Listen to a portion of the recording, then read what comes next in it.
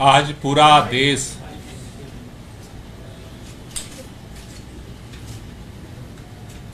जिस बात का इंतजार कर रहा था, लोकसभा चुनाव जो लोकतंत्र का महापर्व होता है, इस लोकसभा चुनाव के दौरान जिस तरह से 3-3 बार के प्रचंड बहुमत से चुने हुए मुख्यमंत्री को लोकसभा चुनाव में प्रचार से केंद्र की भारतीय जनता पार्टी की मोदी सरकार ने वंचित किया था, आज सर्वोच्च न्यायालय ने इस देश से मोहब्बत करने वाले, संविधान से मोहब्बत करने वाले, लोकतंत्र से मोहब्बत करने वाले के दिलों में एक उम्मीद की किरण जगाई है। हम पूरे दिल्ली के लोगों की तरफ से, देश के संविधान प्रेमियों की तरफ से, पूरी पार्टी की तरफ से सर्वोच्च न्यायालय का धन्यवाद करना चाहते हैं कि उन्होंने इस तानाशाही के अंधकार युग में दिल्ली के मुख्यमंत्री अरविंद केजरीवाल को अंतरिम बेल दे करके एक उजाले की रोशनी जलाई है। आज पूरी दिल्ली ही नहीं, पूरा देश खुश है, इस बात से प्रफुल्लित है कि इन विपरीत परिस्थितियों में भी भारत के अंदर हमारे स्वतंत्रता संग्राम सेनानियों के कुर्बानी के दम पर जो संविधान मिला, लोकतंत्र के जो अलग अलग स्तंभ बने, आज भी इस तानाशाही के अंधकार युग में भी अपनी भूमिका को निभाए हैं। इसके लिए तहे दिल से बहुत बहुत शुक्रिया। यह सत्य की जीत हुई है, क्योंकि जिस तरह से बिना किसी सबूत के, बिना किसी एफआईआर के, जिस तरह से अचानक उठा करके मुख्यमंत्री जी को जेल में डाला गया, आज सुप्रीम कोर्ट के अंतरिम बेल मिलने से एक बात साबित हुई है कि आज सत्य की जीत हुई है और लोगों में एक उम्मीद की किरण बंधी है। मैं पूरे दिल्ली के लोगों से, देश के लोगों से एक ही बात कहना चाहता हूं कि जो इस देश के अंदर हम सब ने मिलकर के लोकतांत्रिक तरीके से, संवैधानिक तरीके से, वोट की ताकत से इस देश से तानाशाही को खत्म करने का, संविधान को बचाने का, लोकतंत्र को बचाने का जो अभियान चलाया है, अरविंद केजरीवाल जी के बाहर आने से ये और मजबूत होगा। पूरा देश मिलकर के इस लड़ाई को लड़ेगा और इस देश के अंदर लोकतंत्र को और संविधान को बचा करके इस देश को और मजबूत करेगा।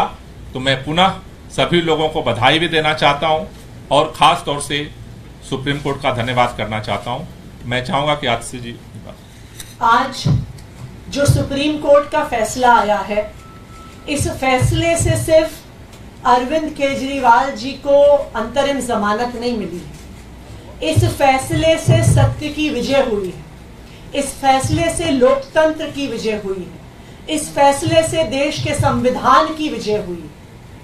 हमारे देश के इतिहास में जब जब संविधान खतरे में आया है, जब जब लोकतंत्र खतरे में आया है, तो हमारे देश में सुप्रीम कोर्ट सामने आया है और लोकतंत्र की रक्षा करने में सुप्रीम कोर्ट ने एक बहुत बड़ी भूमिका निभाई है।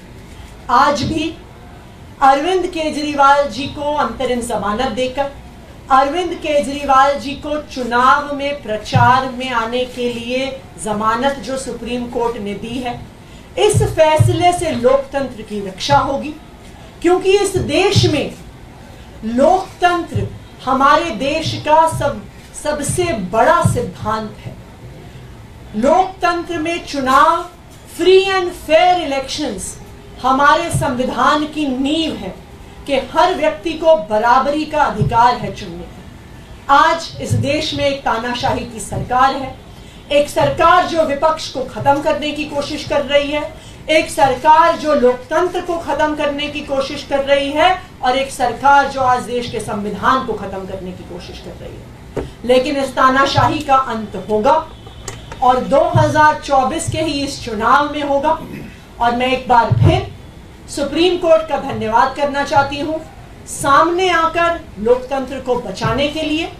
और मैं इस देश के लोगों से अपील करना चाहती हूं कि इस देश को, अपने लोकतंत्र को और अपने संविधान को बचाने के लिए ये आखिरी मौका है।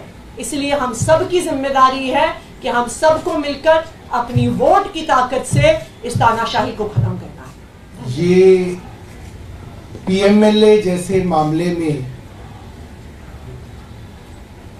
जिसमें केंद्र की पूरी सरकार, उनकी पूरी आर्टिलरी, पूरी मशीनरी एक मुख्यमंत्री को जेल में रखना चाह रही थी,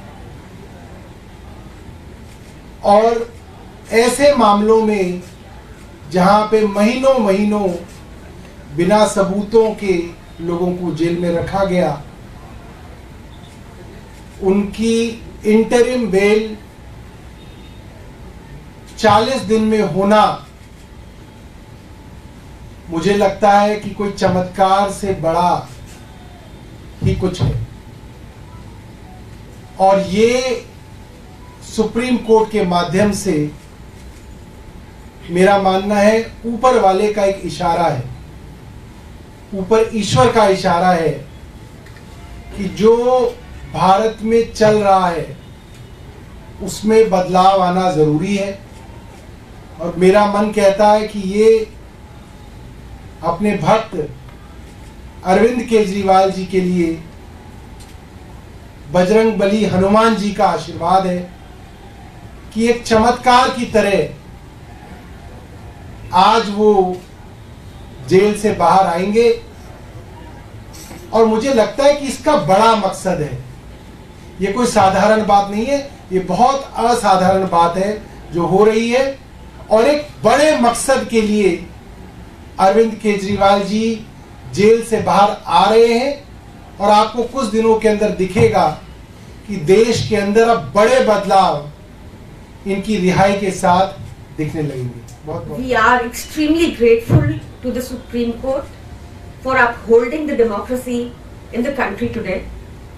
ये जैसा सौरभ भाई ने मुझसे पहले बताया, जैसा आतिशी जी ने मुझसे पहले बताया, जैसा गोपाल सर ने मुझसे पहले बताया, बहुत ही एक्स्ट्रॉर्डनरी सर्कमस्टांसेस में ये बेल ग्रांट हुई है, इंटरिम बेल ग्रांट हुई है। पीएमएलए जैसे संगीन प्रोविजन जहां लगे थे, जिसका मकसद ही सिर्फ बयानबाजी के आधार पर, भाजपाइयों की बयानबाजी के आधार पर अरविंद केजरीवाल जी को जेल में डाल के रखना था, लोकसभा चुनाव से बाहर रखना था।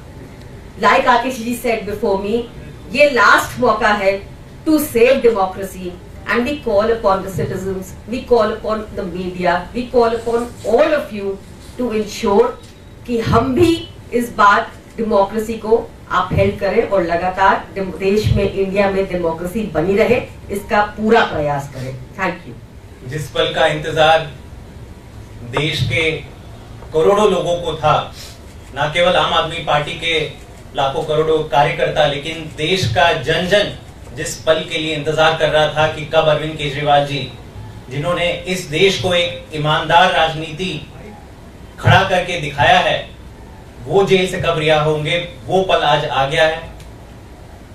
इसमें केवल सत्यमेव जयते सबसे सटीक बैठता है। हम शुरुआत से कह रहे थे कि आप झूठ के कितने बड़े पुलिंदे खड़े कर करके 2 साल से झूठ पे झूठ आप एक केस खड़ा कर रहे हो।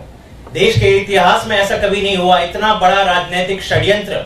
एक नई पार्टी जिसको भाजपा खुद कहती है सुपारी जितनी पार्टी, लेकिन देश की सभी संस्थाएं, सीबीआई, ईडी, आईटी, सब कुछ आम आदमी पार्टी के पीछे आपने छोड़ दिया। और यह भी देखने को पहली बार मिला देश में कि चुनाव घोषित होने के बाद एक नेशनल पार्टी के मुखिया को, कन्वीनर को आपने कैसे जेल के अंदर डाला। और भाजपा लगातार कहती है कि नहीं जी, कानून व्यवस्था पर विश्वास रखिए।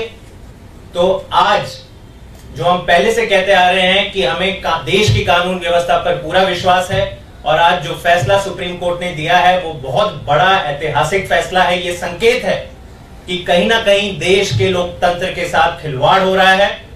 और अब जितना समय ये 2024 के चुनाव में रह गए हैं, मुझे लगता है सही मायने में आज से 2024 का लोकसभा चुनाव शुरू होगा और देश की जनता, जहां आम आदमी पार्टी भी नहीं खड़ी रह रही है लेकिन इंडिया गठबंधन का प्रत्याशी खड़ा हो रहा है, देश की जनता अब जाग जाएगी और इंडिया गठबंधन को विजयी बनाएगी। बहुत बहुत धन्यवाद।